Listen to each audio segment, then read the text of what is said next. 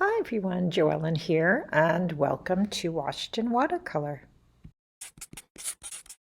My friend Aggie is an extraordinary photographer, and she let me use her photograph for today's lesson, creating a glowing watercolor and mastering light.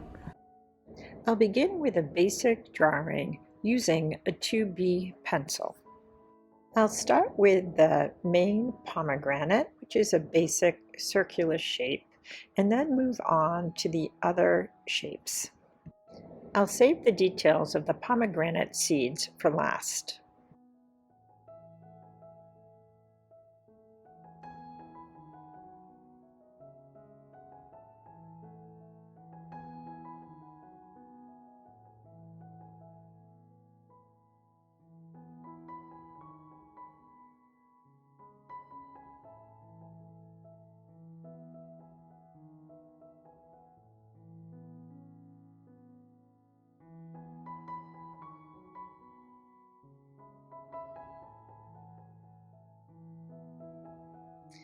Next, using a color shaper, I'll mask out all the little highlights that I see on the pomegranate seeds and the main pomegranate, and also any hard edges.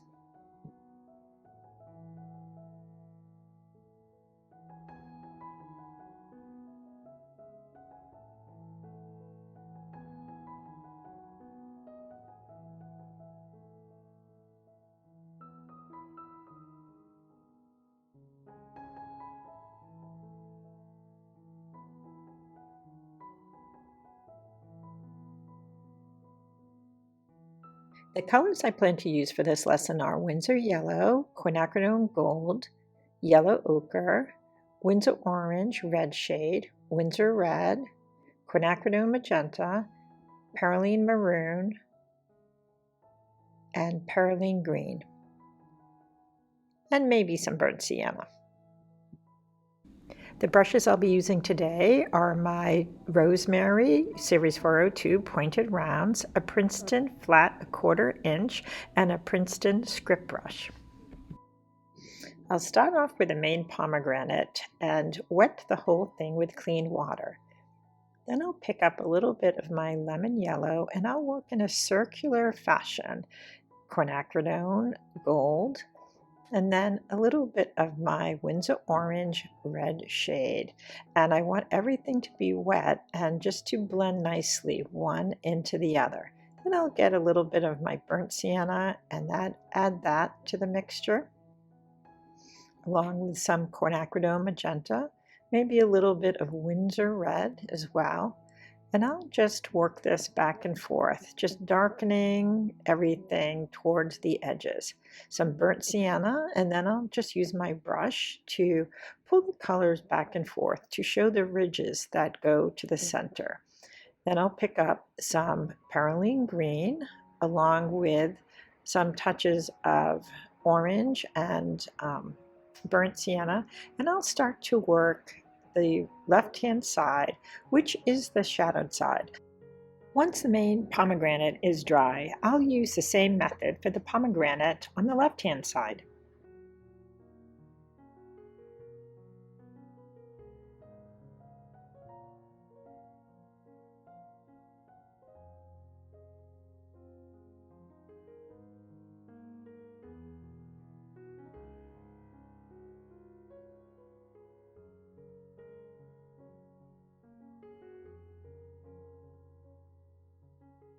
I'll move on to the pomegranate slice and I'll start to paint the inner skin part with a very, very light wash of my shadow mixture with a little bit of yellow.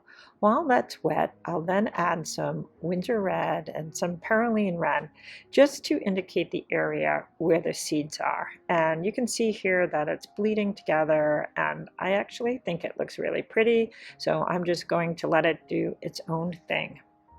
And I'll use the same process for the other pomegranate slice.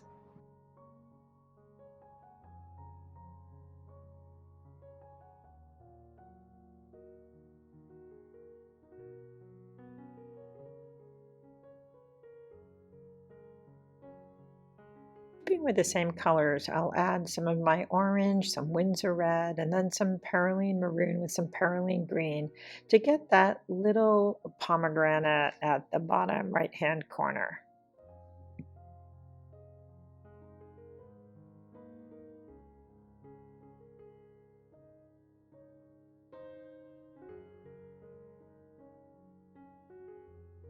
In the same fashion and colors, I'll paint that bottom right-hand area. And then I mix up something that's very dark using both of my perylene, maroon, and green. And I want this paint to be thicker, so not as much water added. And I feel it's time now to get the darks put in. And you can see right away that by adding these darks, I really get a beautiful glow going on with my painting.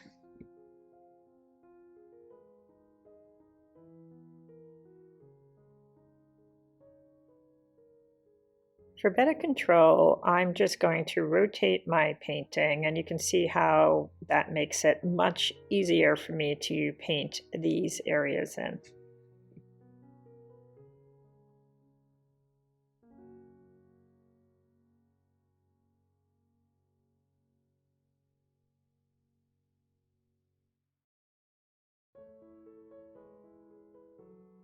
Talk about mastering light and getting a watercolor to glow.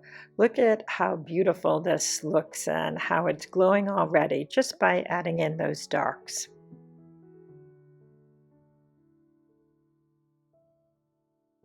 I really want to push the beautiful glowing color that I'm seeing, so I'm going to continue to work these pomegranates. And here I've picked up some quinacridone gold along with a little bit of my Windsor orange red shade, and I'll continue to add color to and really shape these pomegranates.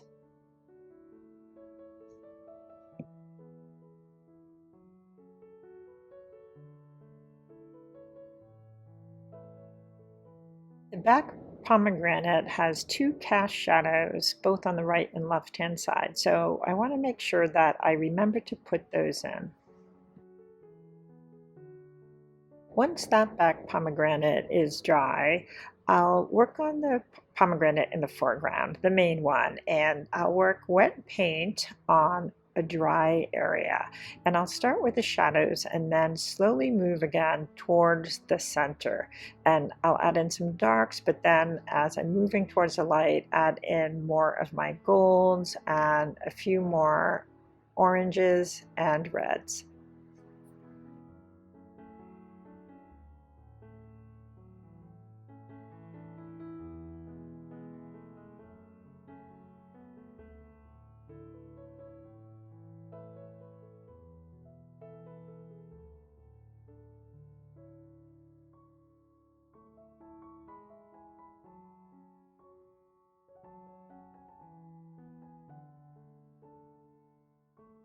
I use my flat brush to sculpt out any ridges that I see on the pomegranate. Once this has dried, I'll again add another layer, and I did pick up my Princeton Neptune brush, and I'll use that to put on a layer of gold and some orange, and then of course my dark mixture that I have at the bottom with the perylenes mixed together.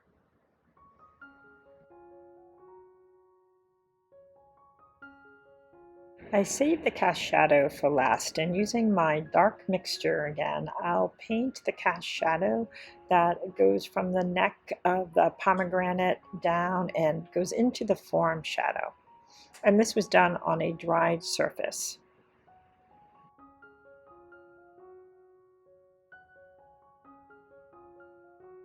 I next turn my attention to the pomegranate seeds, and using my perylene maroon, I'll carefully outline just a few of the seeds. And I want this area to be wet, and then I'll come back in with some of my Windsor orange and add that to the middle.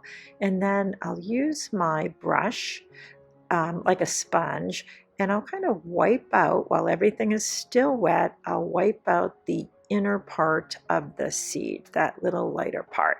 And this method seems to work really well for putting in these seeds.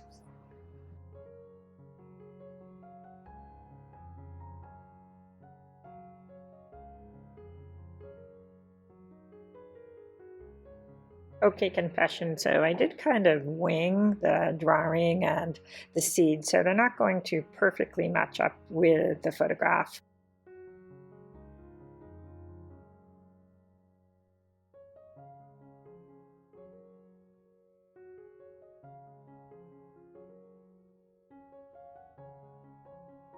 This is a repetitive process, so please bear with me.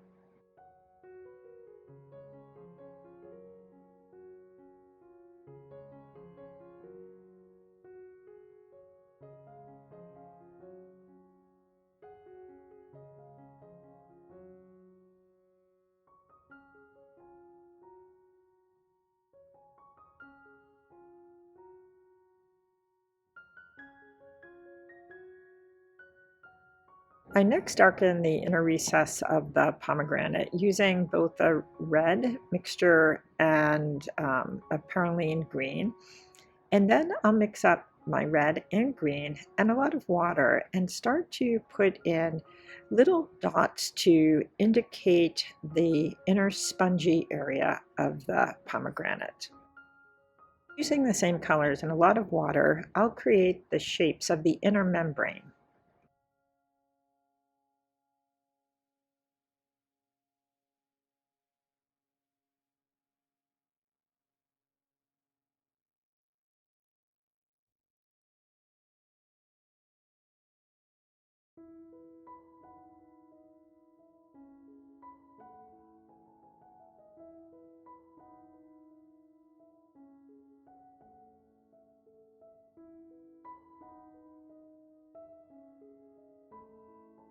I'll mix together both my perylene maroon along with my perylene green to create a very dark color. And then I'll start to add little touches of that color to the right-hand side of my painting. As I darken up the membrane, I'll add touches of quinacridone gold and Winsor red.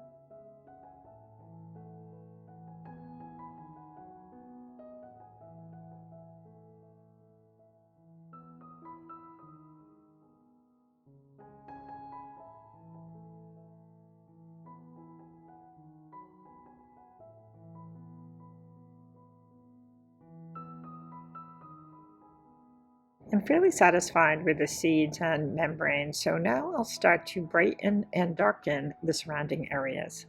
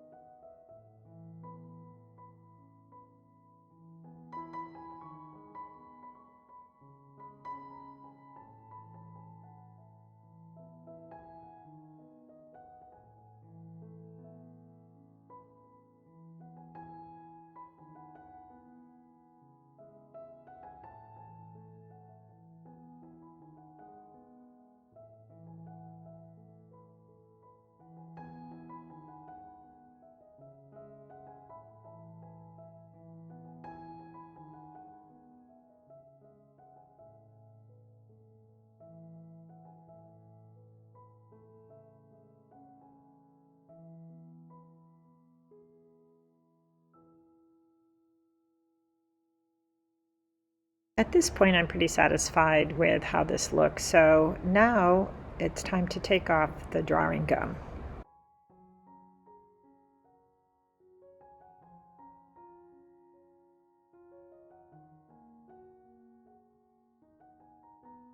Once the drawing gum is completely removed, I use a flat Princeton brush to soften all of the edges.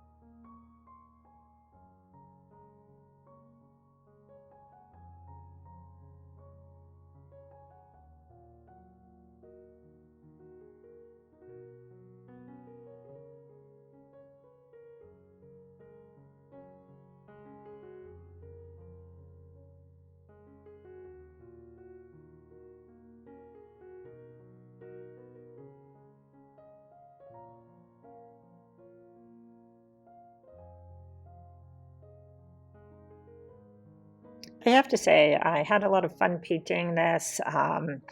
There was a lot of seeds, but I really love how the painting came out. I hope you enjoyed watching it, and I hope you painted along too.